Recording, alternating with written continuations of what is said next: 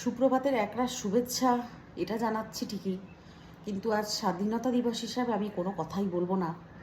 কারণ দেশ আমাদের এতগুলো বছরে স্বাধীন হয়ে গেছে ঠিকই, কিন্তু আমরা মেয়েরা আজও স্বাধীন হইনি।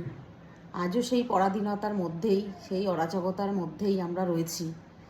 মানুষের চিন্তাধারাও মেয়েদের প্রতি একটুও বদলায়নি, বা আমাদের সেফটি, আমরা কতটা ভালো আছি, মেয়েরা কতটা নিরাপদে আছি, সেটাও কিছুটাই বদলায়নি। সেই রয়ে গেছে, যেখানে আমরা মহিলারা সেফ নয়, আমাদের মা বোনেরা, মেয়েরা, আমরা নিজেরা সেফ নই।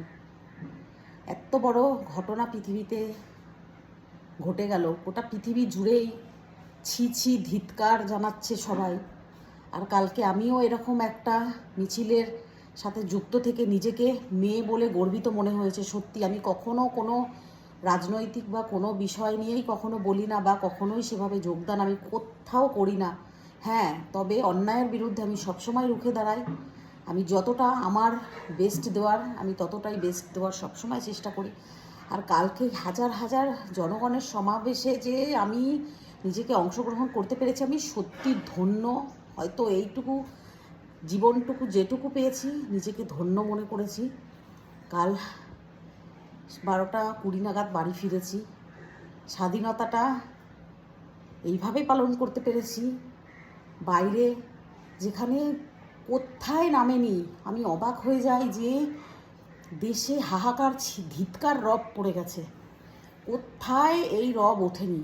আমাদের রানীগঞ্জে ব্যাক টু ব্যাক শিডিউল করে সব জায়গায় মিছিল বেরিয়েছে, আসানসোল, দুর্গাপুর। আমরা সত্যি মনে হচ্ছে এবারে কিছু হয়তো বদলাতে পারে, কিছু হয়তো এবারে বদলানো দরকার। জনগণ জেগেছে, আর তারা ঘুমিয়ে নেই।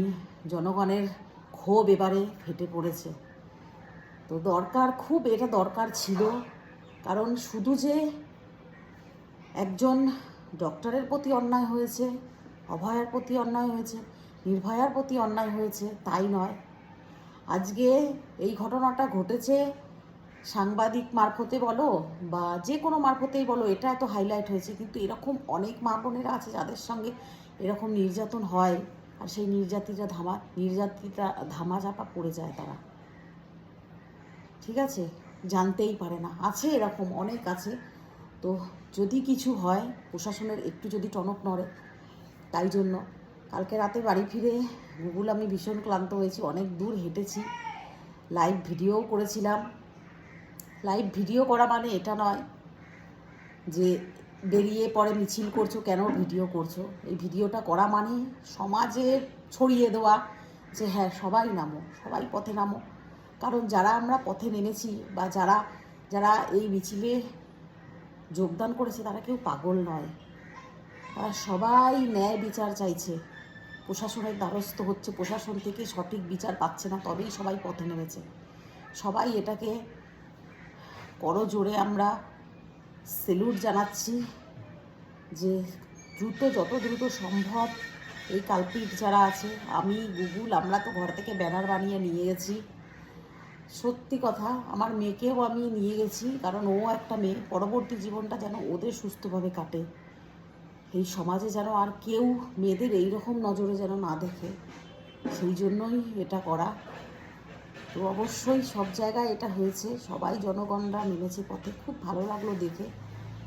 আমরা সত্যি এইবারে যেন আমাদের দেশ জেগেছে। এবারে যদি আমাদের মহিলাদের প্রতি যে চিন্তাভাবনা মানুষের একটু বদলায়, তাহলে হয়তো সেফভাবে আমরা বাইরে বেরোতে পারবো।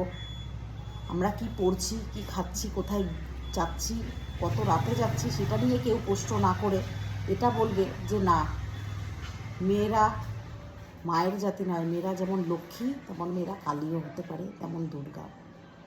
এটাই শুধু বলবো।